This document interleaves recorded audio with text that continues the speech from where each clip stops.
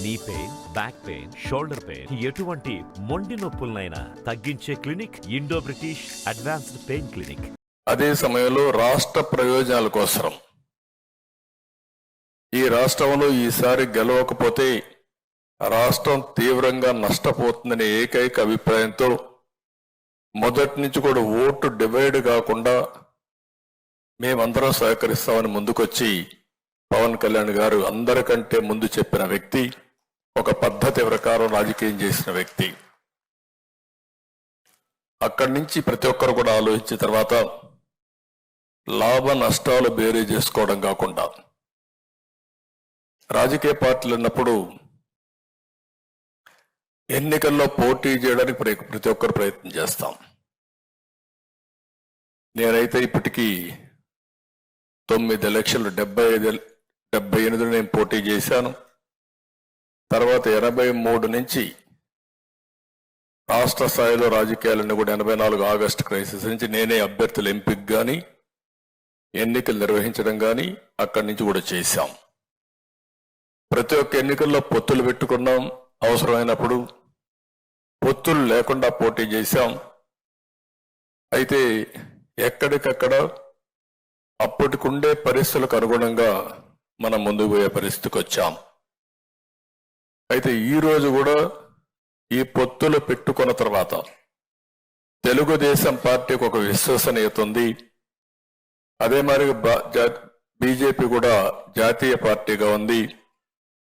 వారు కూడా అధికారంలో ఉండడమే కాకుండా ఒక విశ్వసనీయత వారు కూడా ముందుకు పోయే పరిస్థితి వస్తుంది. ఇంకో పక్క జనసేన పార్టీ కార్యకర్తలు కూడా పవన్ కళ్యాణ్ గారి యొక్క నాయకత్వం పైన అభిమానంతో కానీ లేకపోతే ఒక కమిట్మెంట్తో పనిచేస్తున్నారు. ఇవన్నీ కూడా పర్ఫెక్ట్ గా జరగాలంటే ఒక్క వ్యక్తి కూడా ఈరోజు అందరికీ టికెట్లు ఇవ్వలేకపోయాం. ఏ విధంగా ఎంపిక చేసాం కూడా మనం మాట్లాడుకుందాం. వివిధ రాజకీయ పార్టీల్లో కొంతమంది ఆస్పిరెంట్స్ ఉన్నారు.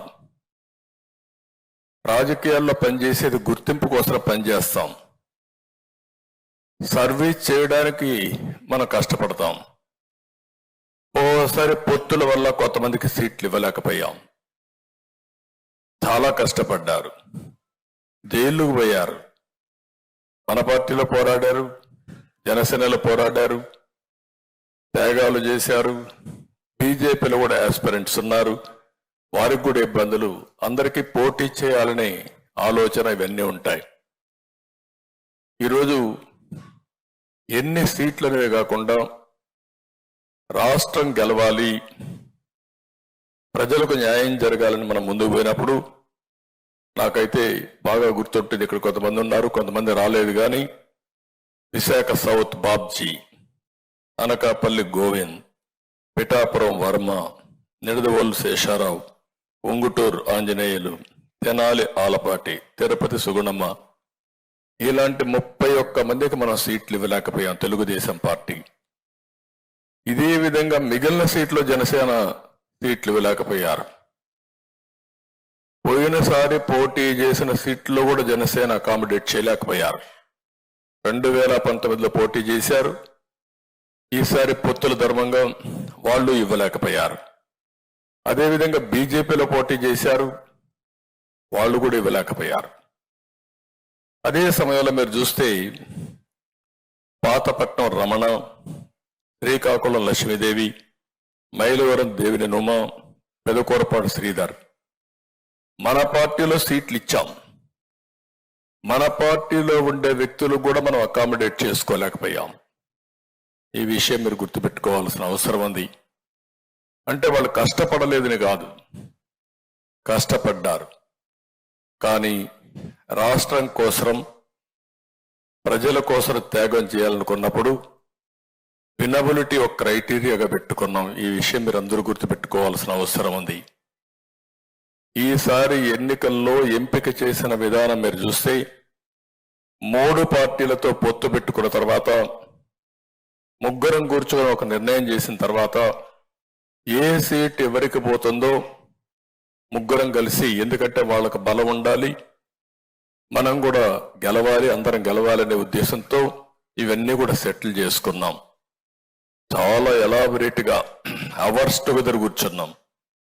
స్లీప్లెస్ నైట్స్ కూడా ఓసారి రాత్రి అంతా కూడా వర్క్ చేసిన రోజులు ఉన్నాయి. పొత్తులైన తర్వాత మన క్యాండిడేట్స్ గురించి మళ్ళీ వాళ్ళు ఎక్సర్సైజ్ చేస్తున్నారు, నేను కూడా ఎక్సర్సైజ్ చేస్తున్నాను. ఇంకా కొంత ఉంటాయి కూడా చేస్తున్నాం. పొత్తులైన తర్వాత నేను ఆలోచించిన విధానం మీరు చూసి ఈసారి 3 పార్టీలు కూడా ఆలోచన ఒకటే, వినబిలిటీ. పెట్టిన అభ్యర్థి గెలవాలి. ప్రజలు ఓటేయాలనుకున్నా ఓటేయించుకునే శక్తి, సమర్థవంతంగా ధీటుగా పోరాడే వ్యక్తి మనం పెట్టుకోవాల్సిన అవసరం ఉంది. ఎప్పుడు కూడా రాజకీయాల్లో అభ్యర్థుల ఎంపిక చాలా కీలకం. ఒకవేళ కానీ అభ్యర్థుల ఎంపికలో తప్పు చేస్తే మనం కొన్ని సీట్లు పోగొట్టుకునే పరిస్థితికి వస్తాం. ఆ యాంగిల్లో ఆలోచించినప్పుడు నేను చాలా ఎక్సర్సైజ్ చేశాం. ఈరోజు ఎప్పుడైతే ఎన్డీఏతో మనం పొత్తు పెట్టుకున్నామో, భాగస్వాములయ్యామో, అప్పుడు మీరు చూస్తే లోకసత్తా లాంటి పార్టీ కూడా మనకు సహకరించే పరిస్థితికి వచ్చారు. ఒకప్పుడు రాజకీయాల్లో బాగా ఎఫెక్టివ్ గా పోటీ చేసిన వ్యక్తులు ఈరోజు స్వచ్ఛందంగా ముందుకొచ్చి ఎన్డీఏ రావాలి, ఈ రాష్ట్రంలో న్యాయం జరగాలని ముందుకొచ్చే పరిస్థితికి వచ్చారు. 3 రాజకీయ పార్టీలు కూడా అవస్థపడుతున్నాం. Social re-engineering. ఎందుకంటే ప్రతి ఒక్కరికి ఒక యాస్పిరేషన్ ఉంది, వ్యక్తులకు యాస్పిరేషన్ ఉంది, కొన్ని వర్గాలకు కులాలకు యాస్పిరేషన్ ఉంది. వాళ్ళను కూడా ఫుల్ఫిల్ చేయకపోతే వాళ్ళు కూడా ఫుల్గా ఈ రాష్ట్ర అభివృద్ధిలో భాగస్వాములు కాలేరు. మరిన్ని వీడియోస్ కోసం ఛానల్ ని సబ్స్క్రైబ్ చేయండి. లేటెస్ట్ అప్డేట్స్ కోసం వాట్సాప్ ఛానల్ ని ఫాలో చేయండి. అండ్ లింక్ డిస్క్రిప్షన్ లో ఉంది.